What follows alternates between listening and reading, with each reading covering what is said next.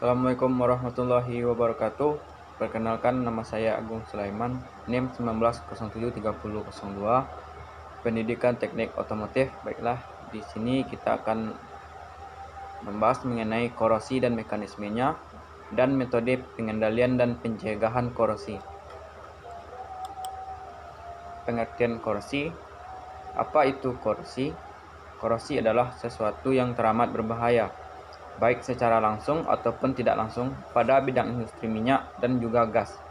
Proses dari korosi adalah terjadinya suatu masalah yang penting dan perlu diperhatikan karena terjadi suatu dampak akibat dari korosi yang demikian cukup besar. Contohnya pada bidang industri minyak dan juga gas melalui pengeboran menuju platform proses, maka dapat menimbulkan kerusakan atau damage dan kebocoran yang terjadi melalui pipa tersebut. Korosi pada logam terjadi akibat interaksi antara logam dan lingkungannya bersifat korosif, yaitu lingkungan yang lembab atau mengandung uap air, atau diinduksi oleh adanya gas O2, CO2, atau H2S. Korosi dapat juga terjadi akibat suhu tinggi. Korosi pada logam dapat juga dipandang sebagai proses pengembalian logam ke keadaan asalnya, yaitu biji logam, misalnya korosi pada besi, menjadi besi oksida atau besi karbonat. Korosi atau perkaratan sangat lazim terjadi pada besi. Besi merupakan logam yang mudah berkarat. Karat besi merupakan zat yang dihasilkan pada peristiwa korosi, yaitu berupa zat padat, berwarna coklat, kemerahan yang bersifat rapuh, serta berpori. Rumus kimia dari karat besi adalah Fe2O3 XH2O. Bila dibiarkan lama-kelamaan, besi akan habis menjadi berkarat. Peristiwa korosi sendiri merupakan proses elektrokimia, yaitu proses perubahan atau reaksi kimia yang melibatkan adanya aliran listrik. Bagian tertentu dari besi berlaku sebagai kutub negatif atau elektroda negatif, anoda, sementara bagian yang lain sebagai kutub positif, elektroda positif atau katoda. Elektron mengalir dari anoda ke katoda sehingga terjadilah peristiwa korosi.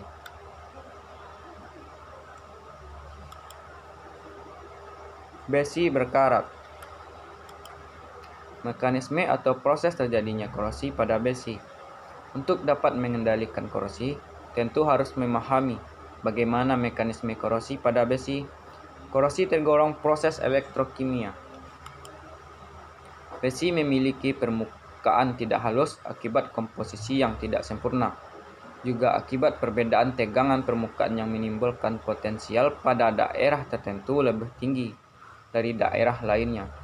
Pada daerah anodik atau daerah permukaan yang bersentuhan dengan air, terjadi pelarutan atom-atom besi disertai pelepasan elektron membentuk ion Fe2+ yang larut dalam air. Macam-macam bentuk korosi. Pertama, uniform atau general corrosion atau korosi menyeluruh.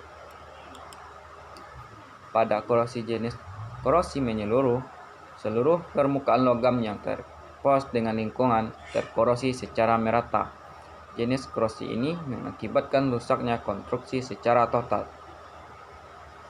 Mekanisme uniform corrosion dengan distribusi seragam dari reaktan katodik atas seluruh permukaan logam yang terekspos. Pada lingkungan asam pH kurang dari 7, terjadi reduksi ion hidrogen, dan pada lingkungan basah pH lebih dari 7 atau netral pH sama dengan 7, terjadi reduksi oksigen. Kedua berlangsung secara seragam dan tidak ada lokasi preferensial atau lokasi untuk reaksi katodik atau anodik. Katoda dan anoda terletak secara acak dan bergantian dengan waktu. Hasil akhirnya adalah hilangnya kurang lebih yang seragam dimensi. Cara pengendalian korosi menyeluruh sebagai berikut. Pertama, dengan melakukan pelapisan dengan cat atau dengan material yang lebih anodik. 2. Melakukan inhibitas atau proteksi katodik atau cathodic protection. Yang kedua yaitu galvanic corrosion atau korosi galvanik. Galvanic atau bimetallic corrosion adalah jenis korosi yang terjadi ketika dua macam logam yang berbeda berkontak secara langsung dalam media korosif. Mekanisme korosi galvanik. Korosi ini terjadi karena proses elektrokimiawi dua macam metal yang berbeda potensial dihubungkan langsung di dalam elektrolit sama, di mana elektron mengalir dari metal kurang mulia atau anodik menuju metal yang lebih mulia atau katodik. Akibatnya, metal yang kurang mulia berubah menjadi ion-ion positif karena kehilangan elektron. Ion-ion positif metal bereaksi dengan ion negatif yang berada di dalam elektrolit, menjadi garam metal. Karena peristiwa tersebut, permukaan anoda kehilangan metal sehingga terbentuklah sumur-sumur karat atau surface attack atau serangan karat permukaan. Gambar mekanisme korosi galvanis.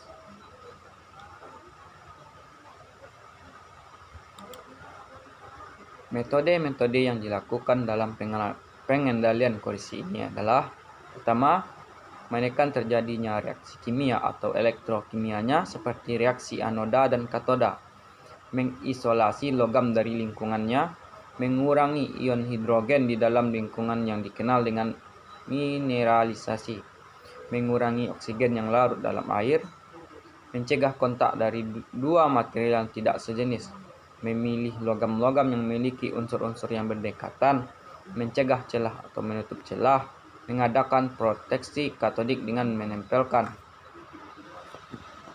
anoda umpan.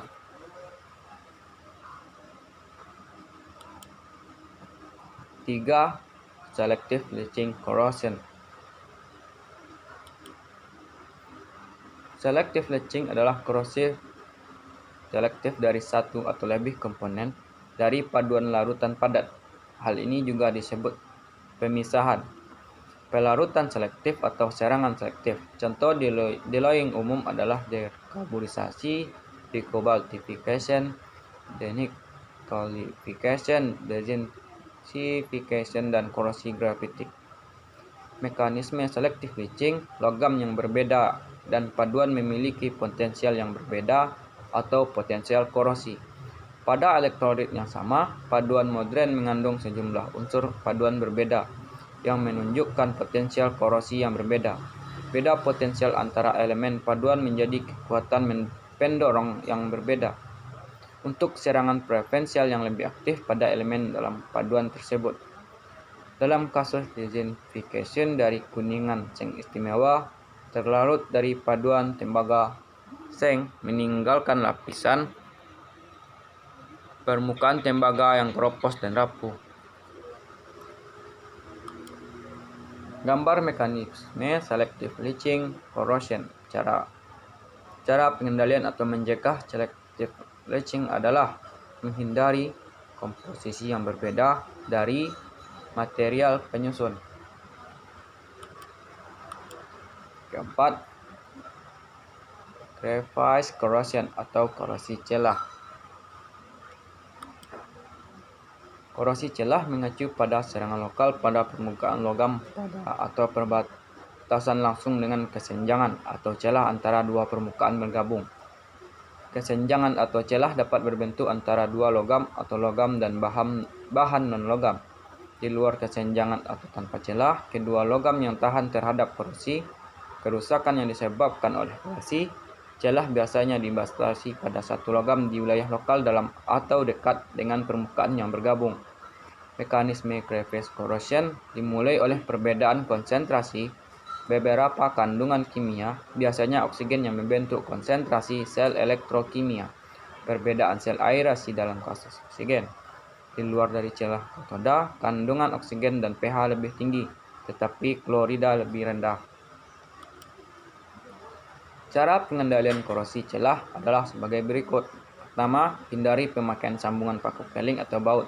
Gunakan sambungan las. Kedua, gunakan gasket non-absorbing. Ketiga, usahakan menghindari daerah dengan aliran udara. Kelima, pitting corrosion atau korosi sumuran. Korosi sumuran adalah korosi lokal dari permukaan logam yang dibatasi pada satu titik atau area kecil dan membentuk bentuk rongga. Korosi sumuran adalah salah satu bentuk yang paling merusak dari korosi. Mekanisme pitting corrosion untuk material bebas cacat. Korosi sumuran disebabkan oleh lingkungan kimia yang mungkin berisi spesies unsur kimia agresif seperti klorida. Klorida sangat merusak lapisan pasif atau oksida sehingga pitting dapat terjadi pada dudukan oksida. Lingkungan juga dapat mengatur perbedaan sel aerasi atau tetesan air pada permukaan baja, misalnya, dan pitting dapat dimulai di lokasi anodik atau pusat tetesan air. Cara pengendalian korosi sumuran adalah sebagai berikut. Pertama, hindari permukaan logam dari goresan. Kedua, perhalus permukaan logam. Ketiga, menghindari komposisi material dari berbagai jenis logam.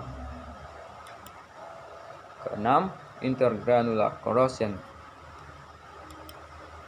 Cara pengendalian korosi batas butir adalah: pertama, turunkan kadar karbon di bawah 0,03%. Yang kedua, tambahkan paduan yang dapat mengikat karbon. Ketiga, pendinginan cepat dari temperatur tinggi.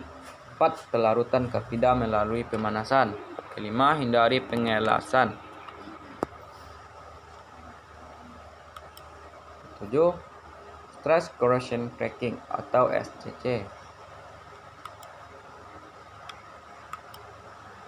Korosi retak tegangan atau SCC, stress corrosion cracking, adalah proses retak yang memerlukan aksi secara bersamaan dari bahan perusak atau karat dan berkelanjutan dengan tegangan tarik.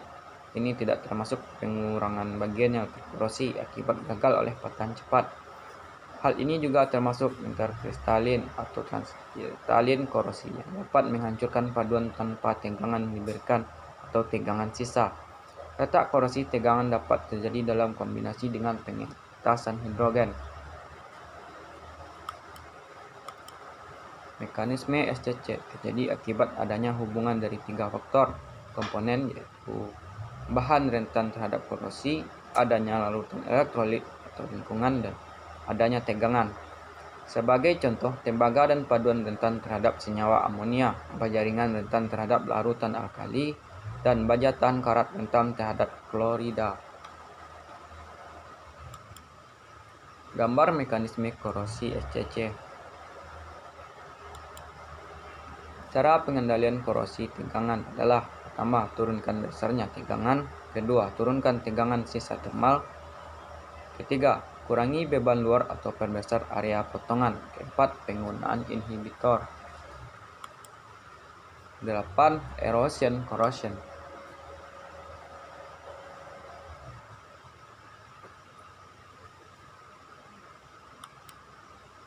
Erosi korosi mengacu pada tindakan gabungan yang melibatkan erosi dan korosi di hadapan cairan korosif yang bergerak atau komponen logam yang bergerak melalui cairan korosif yang menyebabkan percepatan tergagasinya suatu logam.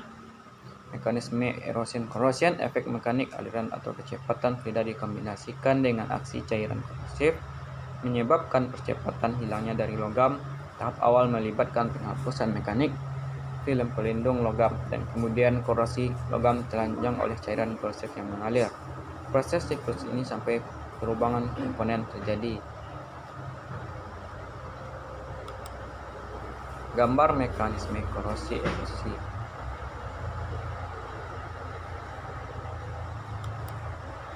Cara pengendalian korosi erosi adalah: pertama, menghindari partikel abrasif pada fluida. Kedua, mengurangi kecepatan aliran fluida. Baiklah, untuk video sekarang sampai di situ saja.